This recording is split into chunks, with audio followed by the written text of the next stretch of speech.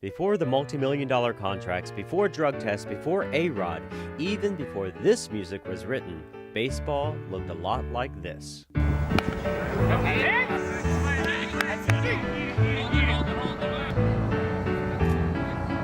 I was invited to join the New York Gothams, a vintage baseball team, in a game against their arch rivals, the Brooklyn Atlantics.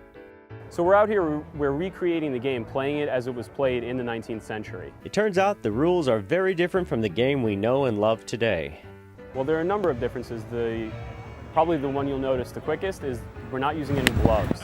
They didn't start using gloves until 1875, and it wasn't commonly found until about 1890, 1895. Also, the pitch is being delivered underhand, but from a closer distance, from about 45 feet.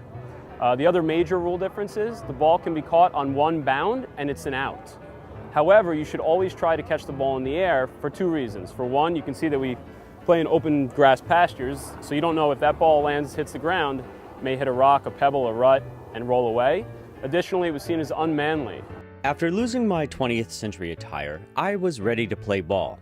I only needed one other thing. Just so you're aware, your name is Inkwell, so if you hear Inkwell, it's in turn to the I'm up. All right, great, thank you. Inkwell.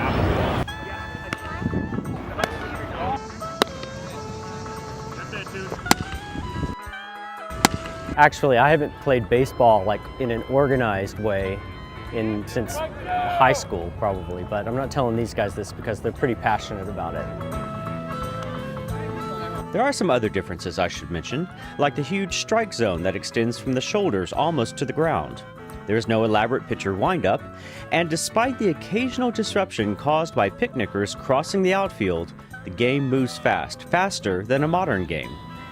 By the bottom of the fifth, with the Gothams in the lead, Inkwell was up to bat. Strike one. Strike two. Strike three. There was no joy in Mudville. The mighty Inkwell has struck out. At its very least, vintage baseball is a living history, a way of curating the origins of the game. At its very best, vintage baseball is everything that is pure and glorious about the sport. It touches something that resonates in the collective conscience of us all.